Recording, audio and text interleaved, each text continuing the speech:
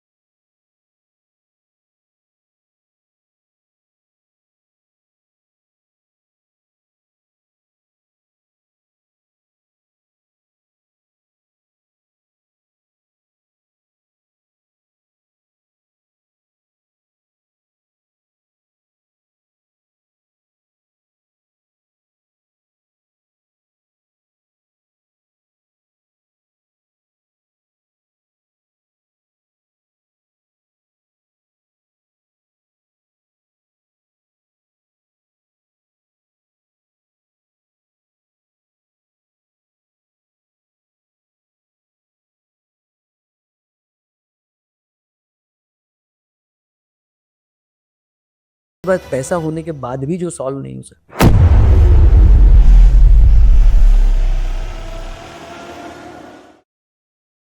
जो लोग सपनों को सच करते हैं वो सिर्फ सोचते नहीं, उन्हें बनाते भी हैं। आपने कभी सोचा है कि एक ब्रांड सिर्फ एक नाम या लोगो नहीं होता, या फिर क्यों कुछ ब्रांड्स हमेशा हमारे दिल और दिमाग में बस जाते हैं। आज के पॉडकास्ट के गेस्ट हैं एक ऐसे ही मार्केटिंग और ब्रांडिंग के genius, mister Sanjay Arora, marketing consultant, branding and digital marketing coach और एक कीनोट स्पीकर। उनका एक्सपर्टीज है बिजनेसेस को इस लेवल तक ले जाना जहां वो सिर्फ प्रोडक्ट्स नहीं बेचते बल्कि एक्सपीरियंसेस भी क्रिएट करते हैं। इस एपिसोड में हमने अनकवर किया एक ब्रांड का फाउंडेशन कैसे स्ट्रॉन्ग बनाया जाता है, ब्रांडिंग और मार्केटिंग के पीछे का डिफरेंस, और उनका कोलैबोरेशन कस्टमर लॉयल्टी बिल्ड करने के वेज में कैसे हेल्प करता है। स्टोरी टेलिंग पर भी डिस्कस किया और लग्जरी ब्रांड्स के पीछे का ऑब्सेशन की साइकोलॉजी भी स्टडी करी। अगर आप भी चाहते हैं कि आपका ब्रांड मार्केट में सिर्फ दिखे नहीं बल्कि याद भी रखा जाए, तो ये एपिसोड आपके लिए। Please join me in welcoming mister Sanjay Arora to the happiness with Mansi show.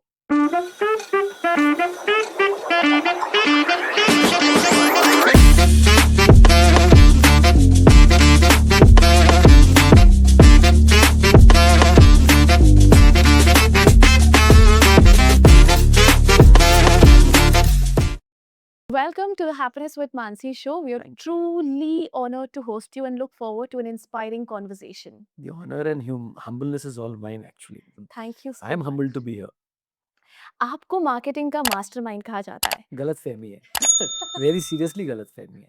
There's so much that we have to uncover today, but for our viewers to understand it better, we're going to start with the basics. So are we ready? Yeah, absolutely.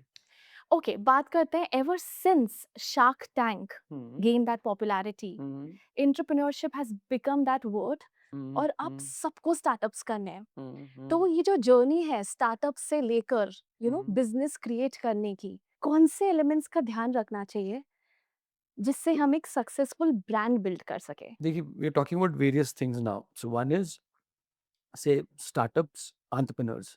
So if you look at it, the buzzword, the glamour may have happened now, pre-Shark Tank, post-Shark Tank, but India was always a hotbed of entrepreneurship. Why?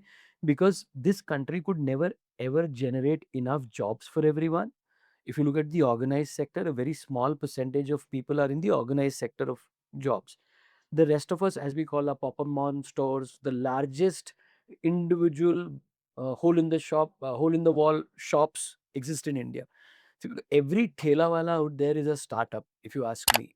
Okay, so startup has been, without that word, the profession or occupation of more Indians than those who are ever in jobs. So it's always been our culture. It's a culture which was based on survival itself. I always say the business, the process of business doesn't change much. Mhm. Whether you are a chai thela wala or you are today a large business house, are doing basically the same thing.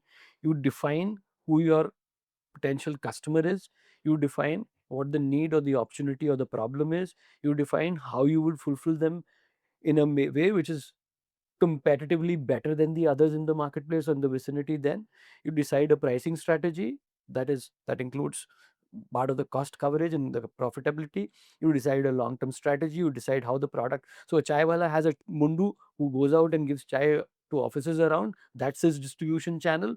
A large organization will look at, how my distribution channel will operate. So the key decisions that person is taking are the same. The complexity, of course, is very, very different in both these cases. So the startup part of the exercise has always been the same. In fact, I always warn about a pitfall here, which is because of the glamorization, a lot of people believe, they have to be a startup without understanding the risks involved. 95% of startups are bound and destined to fail. First, we need to figure that out into the equation. And in India, failing is, in a way, very has very tragic consequences. Why? Because we treat failing as a failure, as a human being failing, as a failure. Whereas now the in the startup world, what is said is fail fast. So if you fail quickly in the current project, you can quickly get on to the other project. Now we need to understand this part of the exercise very clearly, that the chances of you succeeding are minuscule vis-a-vis the chances of failure. So first we need to ingrain in ourselves the idea that startups could mean or will most likely mean failing, and then get into the business. And then the society around us, the family, the ecosystem around us has also got to recognize that if he started something and failed, that means he's done one job well and now he's getting on to the next job. In India, we actually fear to fail because I think we've been conditioned by the society to believe in such a way. And there's often a confusion between key branding, how is it different from marketing, and how these two can complement each other to bring success in any business. So I'll give you a very off the cuff example which everyone can relate to. Brand marketing is like dating.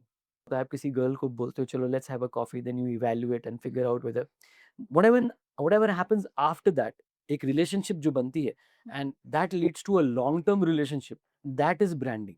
Right. तो marketing के stage पे, अब of course marketing एक बहुत ओवरआर्किंग शब्द है कि right from understanding the customers need to devising product, कैसे वो प्रोडक्ट बनेगा, क्या प्रोडक्ट फुलफिल करेगा, वगैरह वगैरह।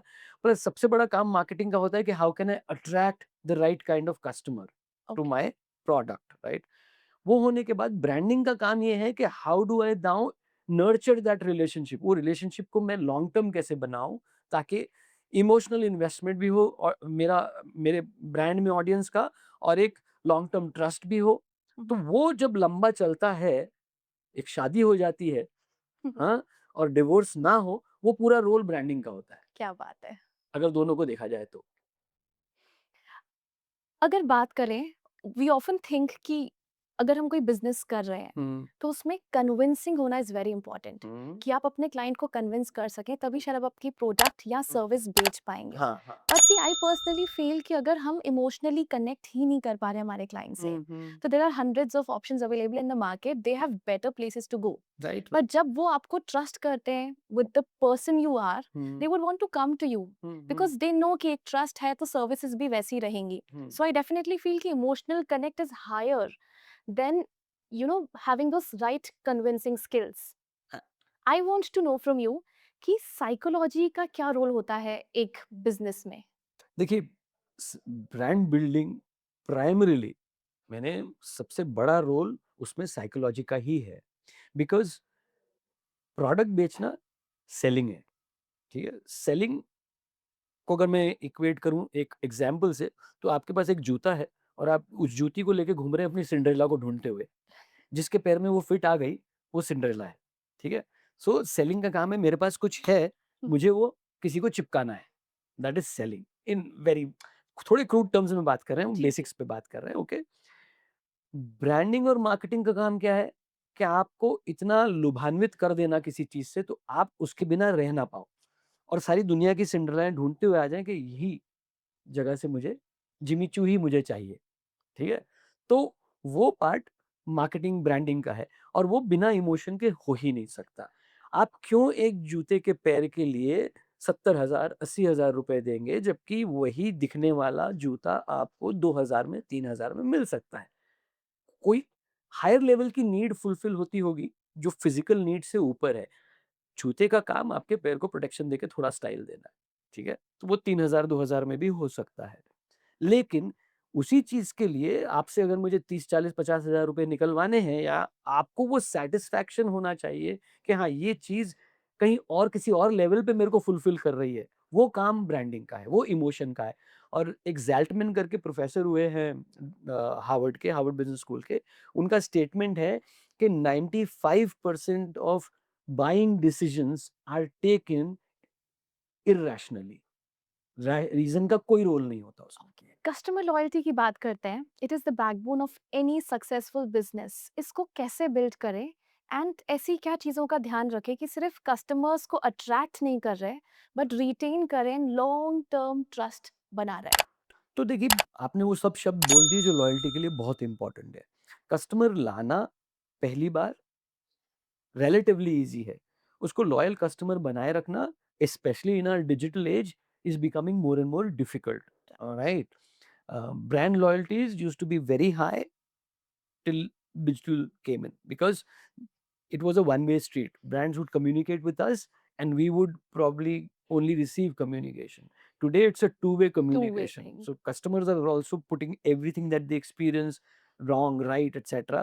There are no gatekeepers of communication. Earlier आपके साथ कुछ गलत भी हो जाता तो आप न्यूज़पेपर में या कोई चैनल में उसे देने जाते, तो editor was a gatekeeper. He would decide whether it is worthy to go or not. Today there are no gatekeepers. Open platforms है। Right, तो brand loyalty in a digital age, I'm answering it in a different way, I knew this could be a later question also, is becoming more difficult than it was in the traditional time. But at the same time, brands that are authentic, transparent, care about their customer, and are upfront about things, about mistakes they make also, have loyal customers than those who try to kind of just get by and fool the customer in some way or the other. So in our age today, authenticity and transparency become the keywords today. You can't run away from the fact that everyone today is is a reporter on the ground. Okay, one small clip of a brand doing something which it was not expected to would trigger complete outrage event. And बिल्कुल सही कहा। तो ये दौर जो है इसमें आप कोई कोई भी होगे, आप अपनी ईगो में जाके या कुछ गलत चीज बोल दोगे, that will cost you thousands of crores of rupees. The brand will just take such a beating that will be difficult to build from there. I think communication इधर बहुत इंपॉर्टेंट है, दैट अंडरस्टैंडिंग कि it can happen, to but then anyone, right, absolutely anyone. And like you said ego can actually destroy. Destroy brands, yes yes. Right. It's time for some twist in the conversation. It's the rapid fire round. So, are we ready? So, we whatever. have a few set of questions हाँ prepared. हाँ हाँ All we want from you is to answer us. हाँ The हाँ। first thought that comes to your mind, okay please share that okay with okay us. Okay Okay. Alright.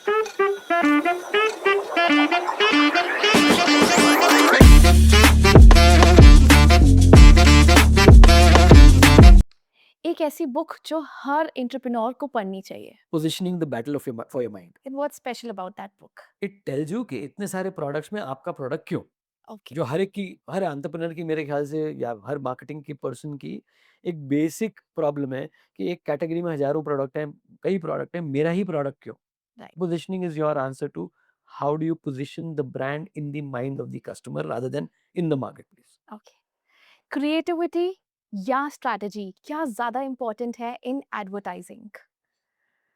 I think strategy. क्या ज़्यादा important है या challenging है? एक business को start करना या उसको स्केल करना? स्केल करना एनी डे, स्केल कर देखो, अब जो भी स्केल करना है वो स्टार्ट तो कभी ना कभी हुआ ही हो। एक ऐसी क्वालिटी जो हर मार्केटिंग टीम में होनी चाहिए। हर मार्केटिंग टीम को होनी चाहिए सिर्फ कंज्यूमर को अंडरस्टैंड करना, how can I get into the consumers shoes. ये आपको अगर नहीं समझता तो आप मार्केटिंग में कुछ नहीं कर सकते।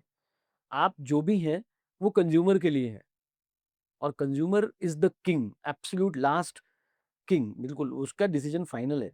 आप कुछ भी कर रहे हो, आप वर्ल्ड का बेस्ट प्रोडक्ट भी बना रहे हो, लेकिन कंज्यूमर के लिए रेलेवेंट नहीं है सही बात तो है। कोई मायने नहीं रखता वो। एक वर्ड जो सक्सेसफुल बिज़नेस को डिफाइन करता है, trust. Trust. Absolutely, long term business करना है उसके बिना नहीं हो सकता। Short term if you want to zip someone over the head and get something, तो एक बार कर लो। हिंदी में तो कहावत ही है ना, मुहावरा है, काट की हांडी बार बार नहीं चढ़ती। तो वो हांडी एक ही बार चढ़ेगी, उसका गर्म नहीं होगी। तो ट्रस्ट ही है जो आपको सालों साल सक्सेसफुल रख सकता है। राइट। और ऐसी सबसे बड़ी मिस्टेक जो लोग करते हैं जब वो अपना ब्रांड बिल्ड कर रहे होते हैं? शॉर्ट टर्म गेन्स, आज का दौर जो है, मैं हमेशा कहता हूँ कि अमेरिका में स्टार्ट हुआ कैपिटलिस्ट सोसाइटी, जिसका मतलब है शेयर होल्डर वैल्यू, मम्म। हर क्वार्टर रिजल्ट देना, प्रॉफिटेबल रिजल्ट देना, क्योंकि बहुत सारे वेंचर कैपिटलिस्ट इन्वेस्टमेंट फंड्स आप में फंडिंग किए होते हैं, उनको क्वार्टरली प्रॉफिट चेक करना होता है। तो शॉर्ट टर्म प्रॉफिट करने के लिए कई सीईओज जो होते हैं वो बाध्य हो जाते हैं, मतलब नया चाहते हुए भी उनको वो दिखाना होता है कि तो मार्केट में प्राइस गिरेगा तो प्रॉब्लम हो जाएगी और उनको ही निकाल दिया जाएगा। तो ये शॉर्ट टर्मिज्म जो आ गया है because of the whole pressure from even investment bankers and all that, is where हमारी सारी प्रॉब्लम्स है। और जो ब्रांड्स इसको रेजिस्ट कर पाते हैं और जो इन्वेस्टर्स जो हैं वो ये जान पाते हैं कि लॉन्ग टर्म के लिए ज़्यादा इंपॉर्टेंट है, जैसे हिंदुस्तान यूनिलीवर है या जैसे इंटरनेशनली एप्पल है, कि वो लॉन्ग टर्म गेम खेलना चाहते हैं, तो वो शॉर्ट टर्म प्रॉफिटेबिलिटी नहीं भी हो कोई क्वार्टर में तो चलता है, उनको मालूम है किसी और कारण से इन्वेस्ट किया होगा। तो ये शॉर्ट टर्म विजन जो बना दिया गया है आज, शॉर्ट टर्म रिजल्ट्स के कारण, इवन इन्वेस्टर ना भी देखा जाए, शेयर होल्डर ना भी हो, तो अगर ज़्यादातर बिजनेसमैन ये कोशिश करते हैं कि मैं और प्रॉफिटेबल कैसे हूँ, उसमें वो कॉर्नर्स कट करते हैं। वो जो प्रॉब्लम आती है, वो ब्रांड को सबसे ज़्यादा हर्ट करती है। लॉन्ग टर्म विज़न ही नहीं है हमको ब्रांड को, जबकि कहानी हमने सुनी हुई है कि सोने के अंडा देने वाली मुर्गी को रोज़ 1 अंडा लेते रहो, काटो मत।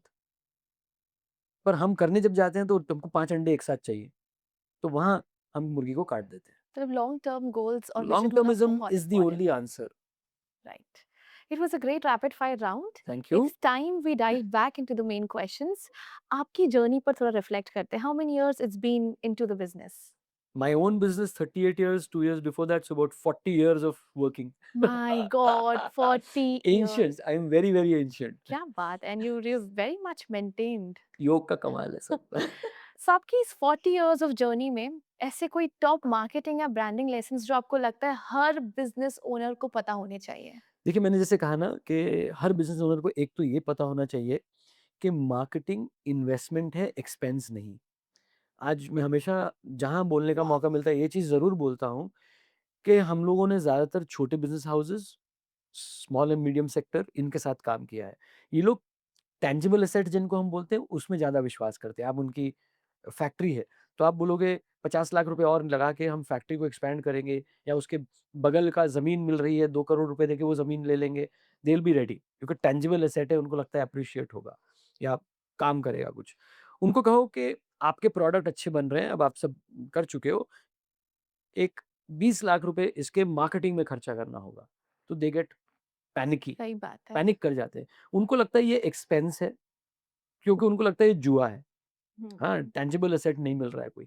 जबकि जो बड़ी कंपनियाँ हैं वो समझ चुकी हैं, और आप कभी भी देखोगे तो जितनी बड़ी कंपनियाँ हैं, वो ज़्यादातर मार्केटिंग आउटसोर्स नहीं करती हैं, मैन्युफैक्चरिंग आउटसोर्स करती हैं। हम एप्पल फ़ोन यूज़ करते हैं, एप्पल के प्रोडक्ट्स यूज़ करते हैं। एप्पल आज एक फैक्ट्रीलेस ब्रांड है। They don't own any factory. उनके सारे प्रोडक्ट्स बाहर बनते हैं।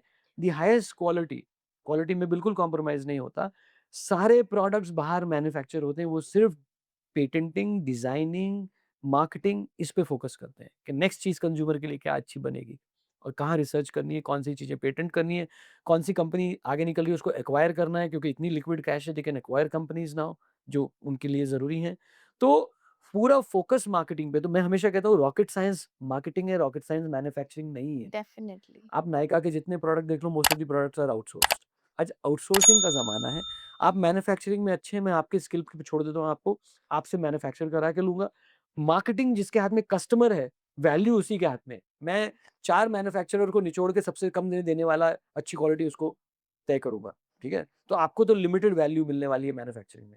लेकिन जब मैं कस्टमर को बेचने जाता हूँ, तो जैसे हम अभी लग्ज़री ब्रांड्स की बात कर रहे थे, वही ₹5 की चीज़ मैं ₹5 लाख में बेच सकता हूँ। सही बात है। क्योंकि वैल्यू कस्टमर जो चाह रहा है उसमें है, और कस्टमर जिसके हाथ में है, उसके हाथ में वैल्यू है। क्या बात है! तो मतलब ये मार्केटिंग गलती का सबसे बड़ी करते हैं और जो सीखना चाहिए बिज़नेस हाउसेस ने। मैं ये नहीं कह रहा हूँ कि आप अंधाधुंध मार्केटिंग में पैसे खर्चा कर दें। It has to be measurable ultimately. Marketing भी मेज़रेबल होती है। ऐसा नहीं है कि आप हवा में पैसे उड़ा रहे हो। पर उसमें पैसे लगाए बिना how do you ever expect. हाँ, एक तरीका है उसका। जैसे मैं हल्दीराम का एग्ज़ाम्पल देता हूँ। तो मेरा इक्वेशन बहुत क्लियर है। B is equal to T into M. तो ब्रांड बड़ा होगा, तो ब्रांड की वैल्यूएशन ज़्यादा होगी। बड़ा ब्रांड बिल्ड करना है, तो क्या करना है? 2 चीज़ें हैं आपके पास। एक तो या एम, ज़्यादा पैसा खर्चा जल्दी करके जल्दी ब्रांड को बड़ा करो, जो हुँ। मल्टीनेशनल्स करते हैं, या हल्दीराम के समान 100 साल की यात्रा करो। तो आज हल्दीराम की वैल्यूएशन 80,000 करोड़ रुपए हो रही है। पर इस चीज़ के लिए उनको 90 साल, 100 साल लगाने पड़े। तो इतना रुकने का पेशेंस, प्लस 100 साल में कितने ब्रांड आए और गए, मर गए। एक बेचारा हल्दीराम सर्वाइव कर गया और इतना बड़ा बन गया, हमारे लिए बहुत खुशी की बात है नागपुर में, तो सही प्राइड का मैटर है हमारे लिए। पर ऐसे कितने होंगे ना जो समय को नहीं काट पाए, इतने बड़े समय को। स्टीव जॉब्स ने इन 2007 इंट्रोड्यूस करा आईफ़ोन को। He didn't just like keep it on the table, उन्होंने इसको प्रॉपर लॉन्च करा। उन्होंने पेन पॉइंट्स बताए करंट टेक्नोलॉजी के एंड कैसे इन पेन पॉइंट्स को सॉल्व कर रहा है ये हुँ, आईफ़ोन। हुँ। ही इवन टोल्ड कि it's not just a basic device, एक रेवोल्यूशनरी डिवाइस है जो आईपॉड, फ़ोन और इंटरनेट कम्युनिकेटर को साथ में ला रहा है। जो उन्होंने नरेशन दिया, ये ही एक्चुअली एक की टूल रहा आईफ़ोन की सक्सेस में। तो इधर स्टोरी टेलिंग का कितना इम्पोर्टेंट रोल है एक ब्रांड के लिए? Brand is nothing but story telling, if you ask me. मतलब ठीक है, आईफ़ोन के सक्सेस के बहुत सारे कारण हैं, उनमें से 2 मेजर कारण एक थे कि एक तो पहला फ़ोन था जो पूरा टच स्क्रीन था, end to end. All the real estate was touch screen. उससे पहले पार्ट टच स्क्रीन्स होते थे, number 1। Quality of the touch screen, tactility बहुत अमेजिंग डिफरेंस था। सबसे बड़ा कारण वो ऐप का इकोसिस्टम लेके आया। इससे पहले ऐप्स नहीं होते थे। सो दे ओपन्ड अप द फ़ोन के कोई भी ऐप डेवलप करके उनके ऐप इकोसिस्टम में आ सकता था। तो फ़ोन की यूटिलिटी उतनी बढ़ जाती थी। आज हम जितना भी काम कर रहे हैं, फ़ोन इज़ हमारे लिए एक सब कुछ है, बैंकिंग से लेके तो बाकी सब काम करने के लिए फ़ोटो ले तो एडिटिंग करने से लेके हर चीज़ फ़ोन पे ही हो रही है, ठीक है? ये क्यों हो पाया? क्योंकि एक इकोसिस्टम ऐप्स का बना, और एक ही कंपनी करती तो शायद बरसों लग जाते उतने ऐप्स बनाने में, अब सब बना भी नहीं पाते, क्योंकि हर एक की क्रिएटिविटी काम करती है कि मैं इस चीज़ के लिए ऐप बना सकता हूँ, ठीक है? एक कंपनी इतना सोच भी नहीं सकती। तो जब उन्होंने उसको ओपन अप किया इकोसिस्टम को, हुँ, हुँ। तो वो ओएस जो है आईफ़ोन का, जिसमें कि ऐप्स इनकॉर्पोरेट किए जा सकते थे, that was the game changer in a way. Of course songs, कई सारे बाकी इंस्ट्रूमेंट्स को उसने खत्म कर दिया ना, अप्लायंसेस को या इलेक्ट्रॉनिक के प्रोडक्ट्स को।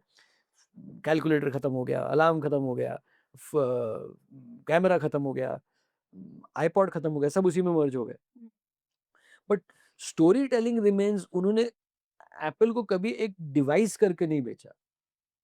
Apple was much more than just a device. और वो स्टीव जॉब्स को मैं बोलता हूँ कि one of the rare human beings who had something which a high end technology guy has, and the highest point of a marketing guy's brain. उसका एक amalgamation था वो। बहुत कम लोगों को पता है, जब एप्पल के कंप्यूटर्स में माउस आया, माउस पहली बार एप्पल लेके आया, तो माउस कोई एप्पल का इन्वेंशन नहीं था। इनफैक्ट स्टीव जॉब्स ने किसी भी चीज़ का इन्वेंशन नहीं किया है। बट वो किसी इन्वेंशन को देखता तो समझ सकता था कि इसकी पोटेंशियल क्या है। तो इसका इन्वेंशन ज़ेरॉक्स कंपनी ने किया था माउस का। तो वो ज़ेरॉक्स में जब गए एक बार घूमने के लिए, तो उन्होंने देखा ये ऐसा कोई यूज़ कर रहा है, डब्बा सा था इतना बड़ा, उसको हिला रहा है तो कुछ कंप्यूटर पे हिलता है। तो उसने समझा क्या चीज़ है। तो उसने पूछा कि आप इसका क्या कर रहे हैं? तो इसे हमारे लिए यूज़लेस है because management doesn't think it is of any use to us. तो उसके राइट्स पेटेंट के उसने खरीदे ज़ेरॉक्स से, and that he gave it to an industrial engineer to develop into a proper mouse, उसकी ब्रीफ क्लियर थी, एक हाथ में फिट हो जाना चाहिए और एक उंगली से काम करना चाहिए. So to be able to see something and realize its potential in marketing terms, customer need fulfillment, customer delight, that was, and of course he was a master I think storyteller. observation here plays a very नहीं, big role. Observation नहीं, मतलब वो आदमी ऐसा था जो research पे ज्यादा विश्वास नहीं कर सकता था. कहता था कि रिसर्च क्या बताएगी, रिसर्च आपको सिर्फ इंक्रीमेंटली सोचने के लिए बता सकती है कि मैंने फोन आपको दिया कि आप इस फोन में क्या अच्छा कर चाहते हो, तो आप बोलोगे फोन भारी हो जाए, हल्का हो जाए, ज्यादा अच्छी फोटो खींचे, इंक्रीमेंटल चीजें बता सकोगे. जो एग्जिस्ट नहीं करता कंज्यूमर वो चीज कैसे सोच सकता है. That he says is the job of the marketeer, to figure out what will blow the customer's mind totally, because he can't think of it now. As a person outside, how can I think of that and give it to him? Yeah, That was the seeing idea. things from their perspective, Yes. So prioritizing their market research से comfort. आपको सिर्फ incremental inputs मिलेंगे, एक mind blowing revolutionary innovative चीज नहीं मिल सकती market research से. That was his beauty. Luxury brands की बात करते हैं, they use the scarcity phenomenon that you have already mentioned, और इनकी जो स्ट्रैटेजी है, it plays around the ego of the people. तो जैसे एक रोलेक्स का एग्जांपल है, intentionally they make the watches, the best selling watches, unavailable, ताकि लैक है, स्कैरसिटी है, तो जो वेल अफोर्डिंग पीपल हैं, they will further want it, और वो अपना ईगो सेटिस्फाई करने के लिए और क्रेव करेंगे. And that is how, there's this entire obsession around luxury brands. तो लग्जरी का मतलब ही यही है. What is luxury at the end of the day? That only a few can have, otherwise its mass. Clear distinction, right? जो सब कर सकते हैं वो मास है, जो सब नहीं कर सकते वो लग्जरी है. तो अब लग्जरी बनेगी किस तरीके से? एक तो not everyone should be able to afford it. तो some products, though they are available at a price, scarcity जरूरी है कि स्कैरसिटी ही हो, अच्छे प्रोडक्ट्स अवेलेबल हैं at a price which only very few can afford, right? So that's one way to do it. अब उसको और एक ऊपर लेवल पे लेके जाना है, then you create real scarcity. So Hermes के पर्सेस है फॉर एग्जांपल, बर्किंस्टन, क्या नाम है उसका? Birkin. Birkins, right?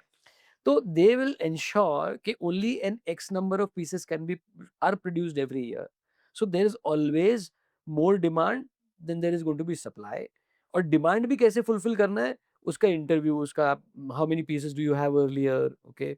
And then they will tell you we are currently satisfying only our current customers. उनकी range बड़ी करना है हमको, नए लोगों को हम अभी एनरोल नहीं कर रहे हैं. Then they will take you on the mailing list and then tell you someday कि हाँ एक अवेलेबल है, or something of that kind.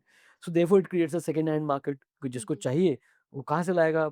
अब उसके पास सडनली पैसा आ गया है, नूवो रिच है, तो he wants to possess it now, show it. तो he'll go to the second hand market. तो second hand market create हो गया, उसका pre-used and all those good terms are used, pre-owned, right? So this is another strategy. So luxury doesn't always mean scarcity, but yes, that's another level कि हाँ pure. It is not कि Rolex अगर चाहे तो आज जितनी demand है उतनी वॉचेस नहीं बना सकता, डेफिनेटली बना सकता है, but then where would the luxury be then when everyone can own one? What's the point of that? Basically craving that ownership because of the status symbol. हाँ, और ultimately you are not only telling the world, you are also telling yourself through these brands that I have made something, I have achieved something in life because I can now indulge in this Right. and it will not pinch me. Okay, you're making a statement. So a brand does two things. Through a brand, one is you're communicating to the world as to who you are. Whatever you do, this color that you want, this ring that you want, this watch that you want, through this you're creating a personality subconsciously at times maybe, through which you're telling the world, I am this. Okay. And also at the same time telling yourself a truth about yourself, partially subconsciously again, who you are. So that is True, so true. in a way, every brand has to figure this out कि किस प्रकार की personality और ये brand personality align करेंगे ताकि वो दुनिया से मेरे थ्रू ये बात करेगी और अपने आप से ये बात करेगी ये ब्रांड के थ्रू. तो ये भी एक ब्रांड की कहानी होती है. बिल्कुल. एक ब्रांड कैसे मार्केट में स्टैंड आउट करे, अपने आप को अलग रखे, एंड साथ में एक यूनिक आइडेंटिटी क्रिएट करे? देखिए ये तो ब्रांड का मतलब ही ये है. जो ये पार्ट नहीं कर सकता वो ब्रांड ही नहीं है, वो कमोडिटी हो गया पहले ही. सही बात. तो काम ही यही है आपको ये पता करना कि बाकी जो एग्जिस्ट करते हैं प्रोडक्ट्स या ब्रांड मार्केट में, आप जब मार्केट में नई चीज ला रहे हो तो आपको क्यों कोई प्रेफर करेगा, किस पैरामीटर पे आप अपने को बाकी सबों से डिफरेंशिएट पृथक कर पाओगे, वो आपको पहले ही डिफाइन करना है. That is the starting point of the brand journey. और फिर उसके आगे चलते हुए कि भाई वो ब्रांड की पर्सनैलिटी कैसे होगी, टोनैलिटी कैसे होगी, कम्युनिकेशन, वो सारी चीज़ें आएँगी उसमें। तो वो तो that is the very starting point, उसके बिना तो ब्रांड ही नहीं बनता। आपकी बात करते हैं, आपकी जो जर्नी रही है, सोशल मीडिया एजेंसी को ओन कर रहे थे आप, कर रहे हैं रादर, एंड देन अभी you are into consultation of marketing and branding, and finally you're traveling for your work as a keynote speaker to different cities. How has your journey been? So this has been a kind of a surprise for me also, very pleasant one at that.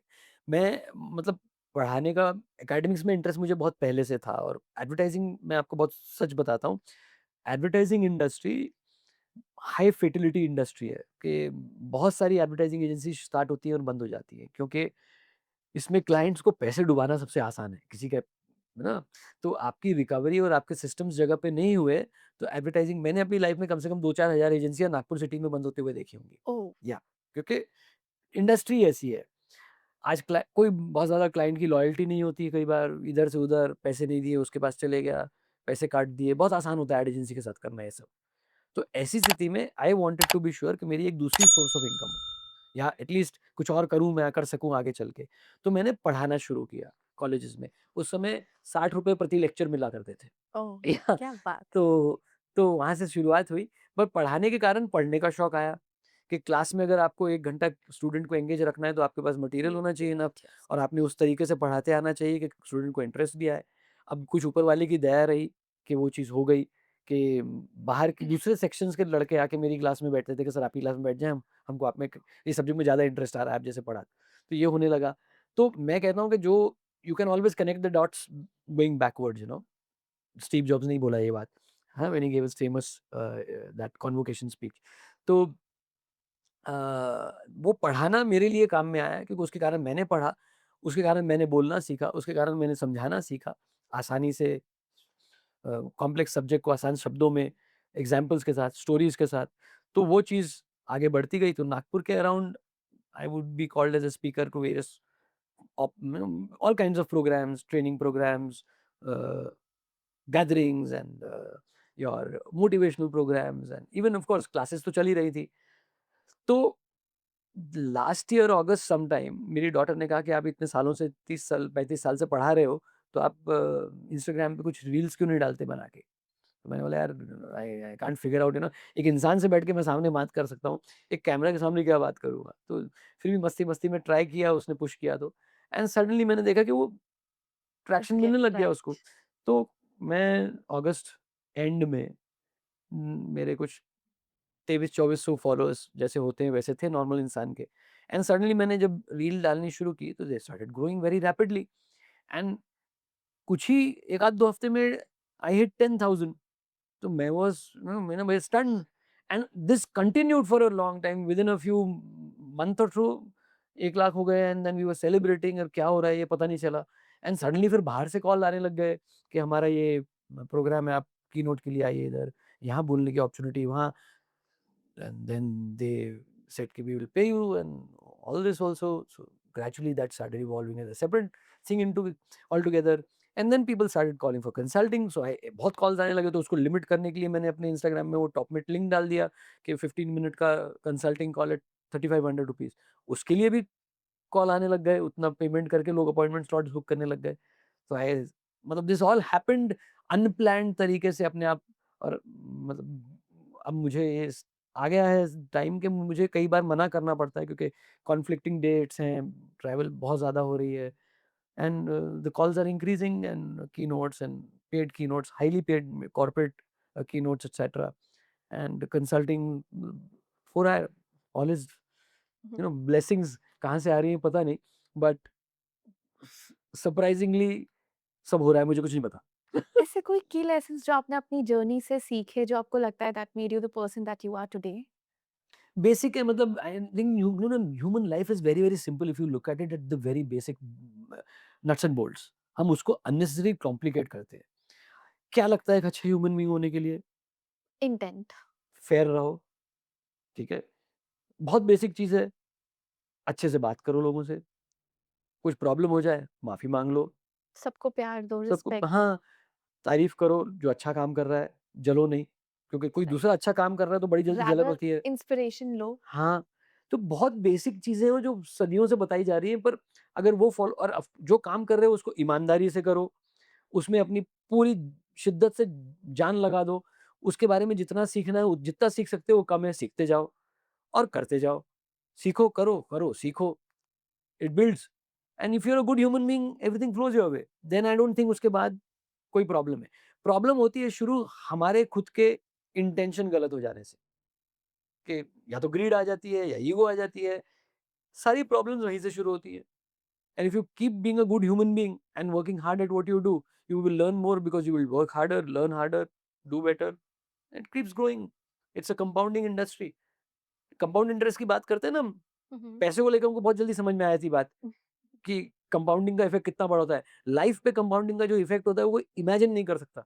मतलब I am a living example of that कि I started as a failure, complete failure. I failed my 12th, I was written off black sheep of the family.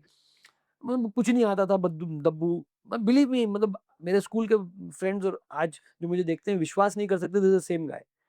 But you evolve यार, मतलब ऐसी कोई daily practices जो आपने करी, आपका कोई ऐसे रूटीन है दैट हेल्प्ड यू बिकम तो दिस सक्सेसफुल? नहीं, सक्सेस से तो पता नहीं, बट हाँ, reading has been a constant. अभी कम हो गई है honestly, but one point in time I was a voracious reader. So I would finish a novel in 2 nights और something like that. Because fail हो गए थे, टाइम बहुत था, काम कम था, तो अपने कमरे में थोड़े से इंट्रोवर्ट हो गए थे, तो अपने कमरे में किताबें ही पढ़ते रहते थे। That helped. So everything plays a role. Then of course yoga has been a part of my life, which is impacted tremendously. तीसरी चीज, listening to Osho every day. So Osho I got into when I was in college में, बड़ा भले ही करीब-करीब संन्यास ले चुका था एक टाइम पे। अगर फैमिली का थोड़ा स्टेटस अच्छा होता कि प्रॉब्लम नहीं होती और तो शायद मैं जाके संन्यास ले लिया होता, पर कुछ क्या बात है। हाँ, तो पर नहीं ले पाया। बट मैंने उसको सुना इतना कि जितना सन्यासी कोई सुनता होगा। मतलब every day I would probably listen to him और read him. At that point it was reading initially because cassettes इतनी आसानी से मिलते नहीं थे और कैसेट महँगे होते थे। तो पढ़ता था मैं। तो ओशो को खूब पढ़ा मैंने, खूब। मुझे ऐसा लगता है जो माइंड एक ओपन अप हो गया और लिबरल हो गया और दकियानूसी चीज़ों से ऊपर उठ गया। आप जो difference between religion and spiritualism आप समझ के एक दूसरे स्थल पे चले जाते हो, तल पे, वो सब ओशो के कारण हुआ। तो हर चीज़ का रोल रहा ज़िंदगी में। You spoke about being a good person. कितना इम्पोर्टेंट है अपने बिजनेस में अच्छा इंसान होना, और ह्यूमिलिटी का इधर क्या रोल है? यार, बिज़नेस में अच्छा हो, नहीं हो, अपने लिए बहुत अच्छा होता है। यू आर ऑलवेज़ काम and relaxed. Right. Because if I am putting up a face, आपके सामने मैं कोई नकाब लगा के बैठा हूँ, कुछ आपको पोर्ट्रे करना चाहता हूँ, तो कितना दिक्कत है ना, फिर उसके सही बाद में बात। कभी तो जाके नकाब उतरेगा। पर मैं सही। जैसा हूँ वैसा हूँ अगर आपके सामने, तो मेरे लिए बहुत अच्छा है। बिज़नेस अपने आप ही अच्छा हो जाएगा फिर, आई थिंक। क्योंकि ज़्यादातर मतलब लोग जो कोशिश करते हैं, जो है नहीं वो बनने की कोशिश में, कितना स्ट्रेस है लाइफ में, सही। सही। कितना स्ट्रेस है, क्यों? सही बात है। जो है वो ठीक है ना, मतलब God has made you in some way. और जब हम अच्छे रहते हैं, अच्छा सोचते हैं, हाँ, खुद सब वो अच्छा होता है। नेचुरल है एक्चुअली। बिल्कुल। That has to be natural. Everything else is an put on. मेरे को सही इविल बात। अगर होना है, तो कितना एफर्ट करना पड़ेगा इविल होने के लिए। जबकि जैसा मैं हूँ वैसा अगर रहूँ, आपसे मुझे कुछ चाहिए और मैं बोल दूँ नहीं यार मुझे आपसे इतना कमाना है। मैं कई बार अपने क्लाइंट्स को बोलता था कि ये मुझे इतना कॉस्ट कर रहा है और मैं आपसे इतना चार्ज कर रहा हूँ, ये मेरे लिए ज़रूरी है। मतलब इतना ट्रांसपेरेंटली मैं बात बहुत करता था। अच्छी बात है, तो फिर देन इट्स देयर चॉइस। कई कई क्लाइंट एग्री करते थे, कई नहीं करते थे। It was very simple. तो इसमें मुझे कुछ परेशानी नहीं होती थी। अगर मेरे को बोलूँ उनको नहीं, नहीं मैं तो आपको बिल्कुल फ्री में दे रहा हूँ, मैं तो इसमें नुकसान कर रहा हूँ। कितना बड़ा एफर्ट है वो और कितना झूठ और कितना वो, तो सही प्रॉब्लम है। बात। और कभी पकड़ा तो जाना ही है, तो फिर ट्रस्ट खत्म, बिज़नेस खत्म। तो बेस्ट है कि मैं आपसे कमाऊँगा नहीं तो बिज़नेस क्यों कर रहा हूँ? और मेरे को इतना कमाना ज़रूरी है, ऑर्गनाइज़ेशन चलानी है, घर भी कुछ लेके जाना है। I also want to live a comfortable life and if I am not adding enough value जिसके लिए आप मुझे इतना पैसा दोगे, तो don't give it to me. But if I am adding that value, तो आप दोगे, तो इवैल्यूएशन कर लो उसमें अपना। Great insights. सिंपल है, मतलब लाइफ बहुत सिंपल है। हम बहुत कॉम्प्लिकेट करते हैं उसको। सही बात है। It's time for our last and final round, which is the छोटी छोटी खुशियां राउंड, जहां पर we celebrate the little happiness of our lives. और ये राउंड हमें सबसे ज्यादा जेन्युइन हैप्पीनेस देता है। सो आर वी रेडी? ऐप्स में तो मुझे वैसे ही बहुत हैप्पीनेस है, मुझे वो प्रॉब्लम ही नहीं है लाइफ में, टच वुड।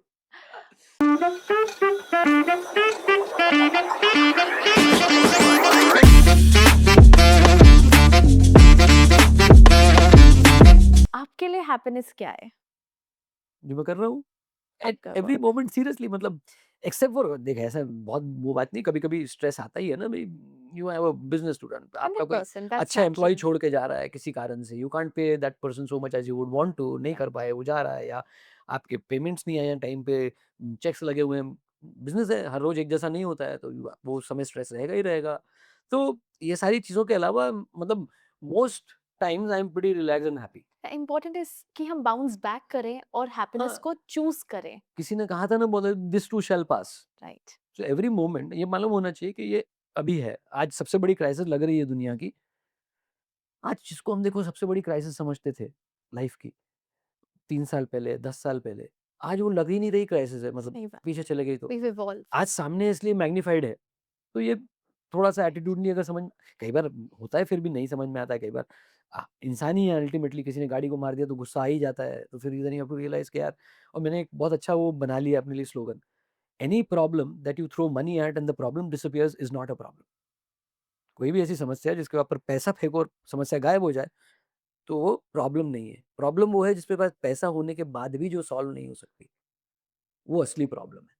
बात करते हैं आपकी चाइल्डहुड की. ऐसी कोई चाइल्डहुड मेमोरी जो आपको याद है that really brings that happiness to your face? देखो, आई वाज़ मतलब द मोस्ट नॉटी चाइल्ड। मुझे इतना नॉटी था, मैं और मेरे भाई में सिर्फ़ 1 डेढ़ साल का फ़र्क है ऐज में।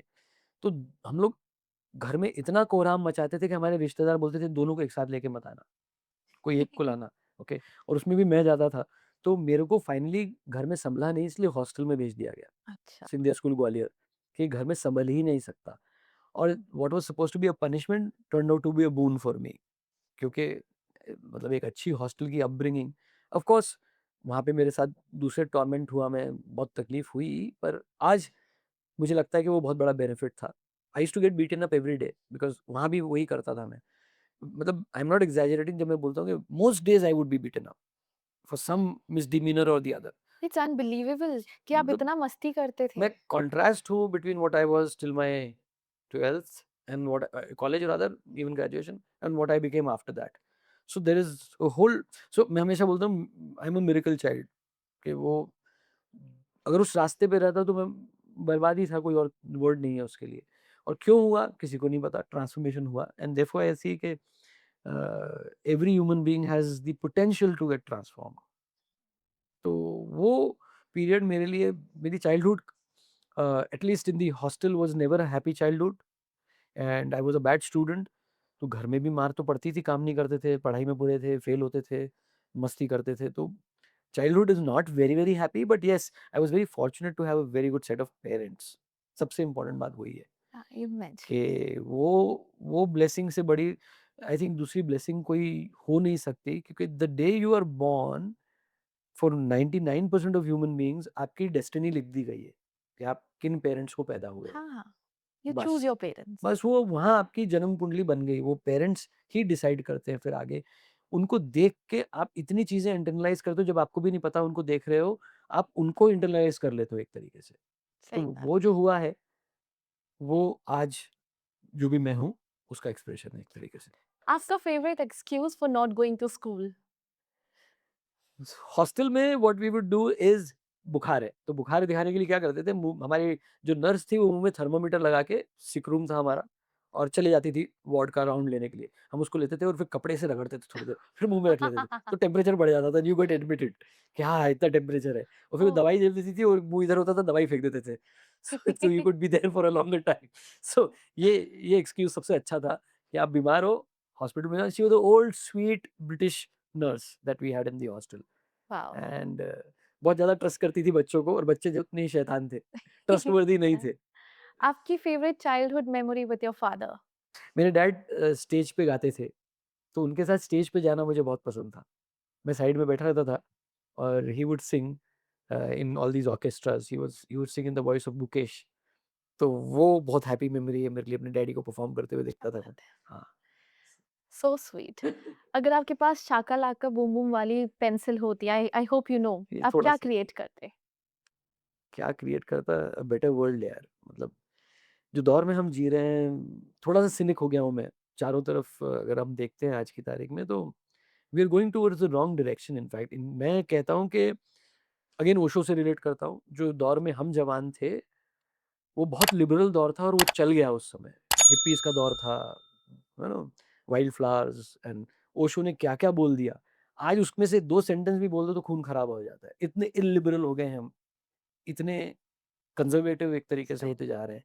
तो जिस दौर से हम जा रहे हैं अभी, very dangerous times that look at, मतलब ये सिर्फ हमारे देश नहीं, चारों तरफ दुनिया में अगर आप देखो तो यूएस में क्या हो रहा है, ट्रम्प जीत के आ सकता है, कि ट्रम्प जैसा इंसान जीत के आ सकता है।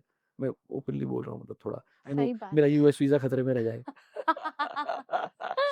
तो चारों तरफ हो रहा है, अपने देश में भी यही हो रहा है कि आप दिल से अपनी बात नहीं बोल सकते हो अगर आप लिबरल बात करना चाहते हो तो। सब बराबर नहीं है, कुछ स्पेसिफिक लोग ज़्यादा इम्पोर्टेंट है। तो आई थिंक ये बदलना ज़रूरी है। राइट। अगर आपकी लाइफ एक मूवी होती तो ये कौन सी मूवी होती और what character would you play? अरे बाप रे! ये तो कभी I would play the character I am very happy with my क्या बात है! आई Seriously, think that's the I would most love the same beautiful movie. Answer. I would love the same movie, the same cast, my wife, my kids, and the same I am. मतलब I am living a dream life. ये जरूरी नहीं है कि आप बहुत कोई star हो, बहुत पैसे हो, कुछ हो, नाम हो, कुछ भी नहीं। Happiness is the ultimate goal of human being. और वो हमारे को अगर अभी मिल रहा है तो फिर why should I be in someone else's movie? Wow! That clearly shows कि आपके पास बहुत एक्सेप्टेंस है। You I'm genuinely very love your happy in life. That's whatever really stage good. I am. I'm really happy. I had never imagined this in my life कि ये भी हो सकता है। हैप्पीनेस विद मानसी सुनते से फर्स्ट थॉट आपके मन में क्या आता है? आपका चेहरा, जो मैंने पहले भी बोला, ये the glow itself tells you कि it's happiness thank you. and you give other people happiness too, and I, God willing, keep doing that in more ways, in amplified ways, and his blessings with you to keep spreading this happiness all across. Thank you so much. And with this, we come to the end of our today's podcast. Thank you so much for sharing your time and wisdom with us.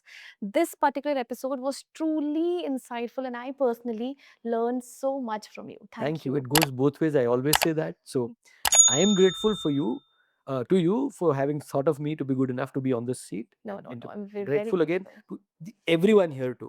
Thank you. Thank you. Thanks a lot. Thank you so much. Thank Pleasure. you. हर गिरने का एक सबक होता है जो उठने का हौसला देता है। जिंदगी के हर मोड़ पे सीखते रहो, अपने सपनों को हर दिन जीते रहो। Thank you for watching today's episode. अगर आपको आज का एपिसोड अच्छा लगा then please take a moment to like, share and subscribe. Until we meet again, खुश रहिए, खुशियां बांटते रहिए, and remember your happiness is your greatest gift to the world.